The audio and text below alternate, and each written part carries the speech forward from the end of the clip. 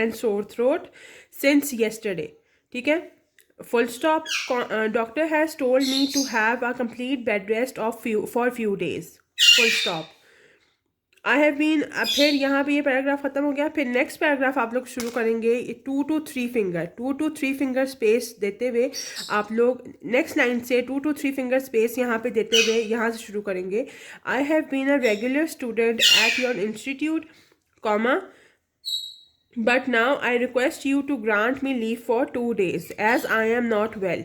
Full stop. यहाँ पे आपका दूसरा पैराग्राफ ख़त्म हो गया.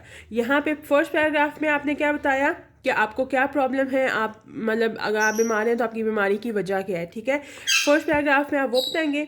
दूसरे पैराग्राफ में आप बताएंगे कि मुझे डॉक्टर ने जो है कहा हुआ है कि रेस्ट करने के लिए कहा हुआ है, और मतलब मैं आपके इंस्टीट्यूट में जो है रेगुलरली आता हूँ या आती हूँ, लेकिन अभी क्योंकि मेरी तबीयत नहीं ठीक तो मुझे डॉक्टर ने रेस्ट करने के लिए कहा हुआ है. ठीक है, पहले पैराग्राफ में आप हमेशा अपना इशू बताते हैं. ठीक है,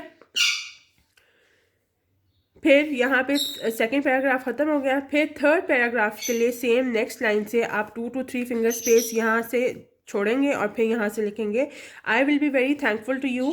ठीक है, फुल स्टॉप. यहाँ पे आपकी एप्लीकेशन ख़त्म हो गई.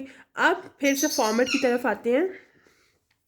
लेफ्ट साइड पे ये, अच्छा ये सब कुछ ये जो फॉर्मेट है ना, to principal rainbow foundation high school Rawalpindi, ये आप लोगों ने लेफ्ट साइड पे ही लिखना है. ठीक है, ये सेम इधर नीचे भी योर्स ओबीडियंटली